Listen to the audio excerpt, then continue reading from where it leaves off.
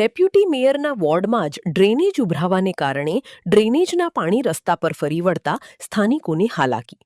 જ્યારે ઇલેક્શન હતું ત્યારે નેતાઓ વોટ માંગવા આવતા હતા ત્યારે એવું કહેવામાં આવતું હતું કે કોઈ પણ પ્રકારની સમસ્યા તમને વેઠવાનો વારો નહીં આવે. પરંતુ હાલ વડોદરાવાસીઓ અનેક સમસ્યાઓનો સામનો કરી રહ્યા છે. જ્યારે પદાધિકારીઓના નામની જાહેરાત થાય ત્યારે તમામ પદાધિકારીઓ એવું કહેતા હતા કે વડોદરાને વિકાસમાં આગળ લઈ જઈશું. પરંતુ આ વાત માત્ર કાગળ પર રહી હોય અને સાંભળવા પૂરતી રહી હોય તેવું દેખાઈ રહ્યું છે. વડોદરા શહેરના રાવપુરા વિસ્તારમાં આવેલ કાપડીપોળના નાકે મહાદેવનું મંદિર આવેલું છે. આજે આ મંદિર નજીક ડ્રેનેજનું પાણી રસ્તા પર ફરી વળતા મંદિરે આવતા ભક્તો તેમજ સ્થાનિકોને ભારે હાલાકીનો સામનો કરવો પડ્યો હતો. સ્થાનિકોએ તંત્ર પર આકરા પ્રહાર કર્યા હતા અને જણાવ્યું હતું કે વહેલામાં વહેલી તકે આ સમસ્યાનું નિરાકરણ આવી તેવી માંગ કરવામાં આવી હતી.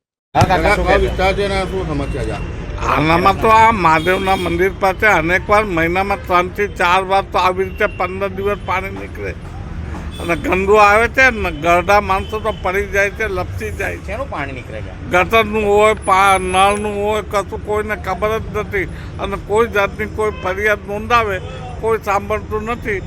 2 પંપ મારી જશે અને પછી નીકળી જશે. કેટલા ટાઈમથી આ દેખાય રહ્યું? આ તો 4 દિવસથી તો ચાલી રહ્યું છે. એને કેટલા ટાઈમથી આવી ઉભરાય છે? આખું વર્ષ આમને માં ચાલે. ઓકે, હું નામ આપો? બોજાણી. વિસ્તારની શું સમસ્યા છે? આ કોઠી 4 રસ્તા રાવપુરા એરિયા છે અને તમે ગટરની જે વાત કરી રહ્યા છો પણ એવું નથી કે વર્ષથી છેલ્લા 4-5 વર્ષથી અહીંયા ગટરનું પાણી એટલું ઉભરાય છે અને ડ્રેનેજની સમસ્યા હંમેશા માટે અહીંયા અમારા કાપડીપોળ, મહરી સ્વામીની પોળ અને મામાની પોળમાં હંમેશા માટે અહીંયા હોય છે. અને આની રજૂઆતો એવું નથી કે અમે એક વાર કરી છે, ઘણી વાર કરી છે પણ એનું કોઈ જ નિરાકરણ આવતું નથી. આ મંદિરની પાસે આ ગટરનું પાણી છે, અહીંયા ભક્તો દર્શન કરવા રોજ સવારે આવે છે અને ગટરના પાણીમાંથી મંદિરની અંદર જવું પડે. કેટલી ભક્તો તો ડેલી આ સમસ્યા ફેસ કરી જ રહ્યા છે અને આ મહાદેવનું મંદિર છે.